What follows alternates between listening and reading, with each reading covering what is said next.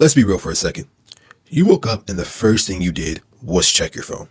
Me personally, I'm making a YouTube video, but we're not here to compare. If you did that, then you've already lost. Not the day, but the mental battle. You see, most people aren't tired. They're just overstimulated. You wake up, scroll for 20 minutes by accident.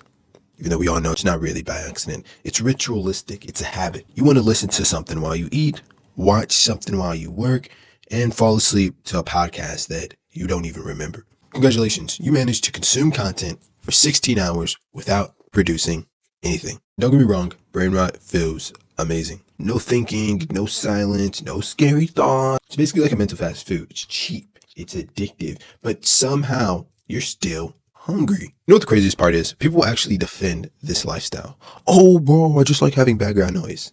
That's because when your brain starts to get quiet, you start having some scary shit. Point one, brain rot is emotional anesthesia. Brain rot numbs you, not physically, but existentially. When your mind is constantly distracted, you never have to face yourself. You never have to face that quiet voice asking you, is this the life that I really want? Is this truly my full potential? Brain rot, it's not destroying people, it's actually protecting them from uncomfortability. And this is why I believe that brain rot is a gift. It is a gift that's going to separate the meek from the mighty. And in the most comfortable time in history, if you can choose to be uncomfortable, you will be in a league of your own. There's a reason why I chose to do this video in the morning, and there's a reason why I'm going to start doing videos in the morning. It is because your dopamine supplies are as low as possible. Sleep is so great because it is actually a sort of fast of dopamine. The point is that what brain rot does is it numbs you. It doesn't numb you physically. It numbs you existentially, emotionally. Some would even say spiritually, especially if you're into that type of stuff. Boredom used to force creativity. Boredom produced the greatest art pieces, the greatest symphonies, the greatest media, the greatest anything. Everything was created out of boredom. We have the most technology, but we're seeing the least amount of innovation. Reruns of TV shows, Avengers 18, Jurassic Park 52. It's just uncreative. Boredom used to force creativity. Silence produced clarity, and discomfort builds character. These three things you must chase, because the second most people felt uneasy, and you see this shit with conversations, and I hate it so much, they reach for their phones. And it's just such a level of disrespect. And that's something I try to do when I'm with somebody or when I'm with my friend or anybody, pretty much at all. I don't reach for my phone. That's crazy. People will talk to somebody face to face. Your stimulation is the other person. Instead of engaging with the conversation, oh, I'm just going to get on my phone. Bruh, if you do that, stop that now. Everybody dislikes you. Point is, your phone becomes an emotional Novocaine. Every time you feel uneasy, oh, this conversation is kind of boring, or oh, I don't want to read this book, or you are training your brain to automatically go for stimulation. Anytime it feels uneasy, I'm just going to reach for my phone. And that mindset will leak into your relationship, like with the phone example. You got somebody right in front of you, you're scrolling. It's going to lead into your ambitions. Anytime something gets hard or you're studying, it gets a little hard, just scroll. And it's going to leak into other places of your life. And these micro scrolls, they don't seem that crazy, but as they pile up and now you're trying to do deep work and you scroll, and that's 2 minutes added to the time.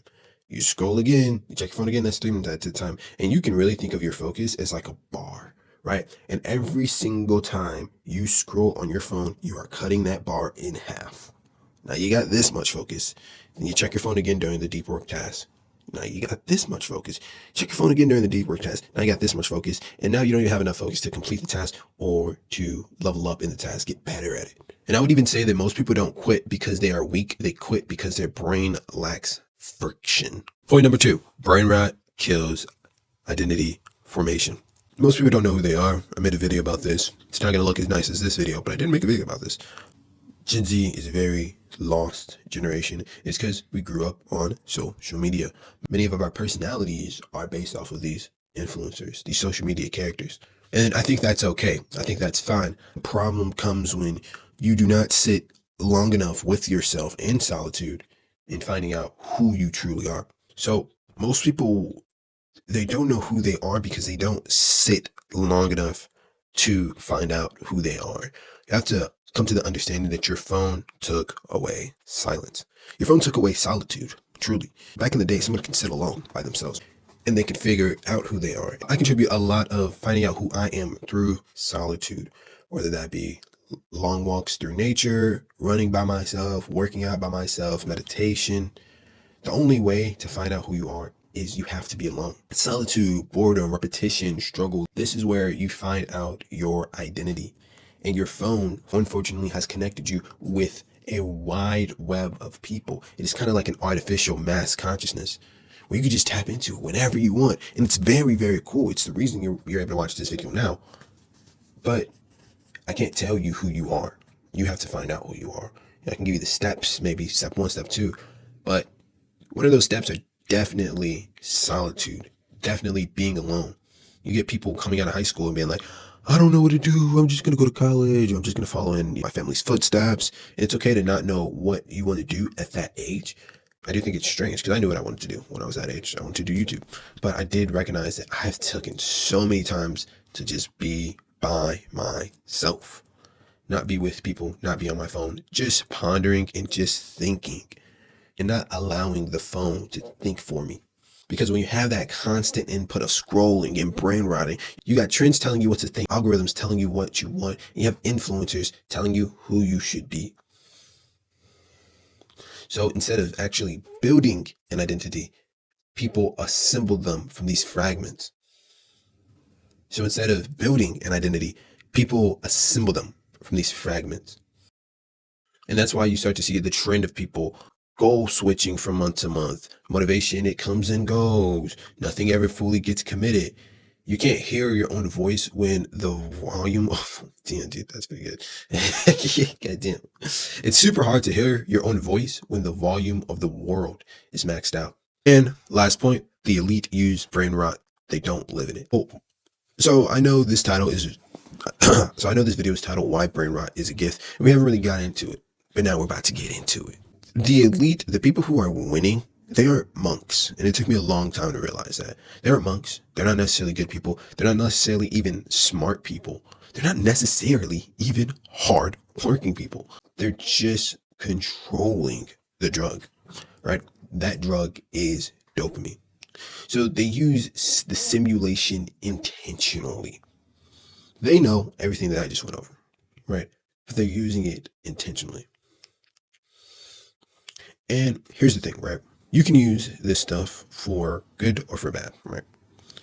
You can be completely just dopamine. I try not to be like that. So you can be a creator where you just create dopamine hits, kind of like a Jake Paul or Logan Paul, like those types of people. Or you can not be a creator at all. Simply delete social media, get off social media completely. Let everybody else consume the brain rot while you are chasing your goals. Because like I said, right, at the end of the day, the internet is still a gift where you can choose to brain rot for 6 hours. You can choose to learn something in 6 hours. Most people are going to choose the brain rot. Most people are going to choose the comfort. That's just how it's going to go. But knowing this, you don't have to be a social media creator. You will still go further because you know that the brain rot is not good for me. Not to eat the slop. No, not to eat the bullshit. So use brain rot intentionally, right? Train your focus like a muscle. Earn dopamine, not leak it. And use entertainment as a tool, not a default. Because you got to protect your attention. It is currency because it truly is in this modern world. So would you spend all your money in one place? No, you wouldn't. Would you spend your money using it for you to get worse rather to get better? No, you wouldn't. So treat your attention the same way. Only give your attention to things that are contributing to you, like investing, things that are going to actually pay you back. Because that's what they want, man. They want us to be brain rotted, stupid, slow. But at the end of the day, the control is in your hands and you can choose where your attention lies. You will go. Where energy flows, it goes. Because intention is your life. So that's it for today, guys. Brain rot, it's not ruining society. It's sorting it out. those who use it correctly are going to fly, and those who don't are going to die. Didn't want to say die, but it rhymed. Check out my other channel, TD TV. That's more like quicker videos, a lot more uploads on those channels if you just want extra content. More videos coming soon. We talk about self-mastery and fitness. See you in the next one.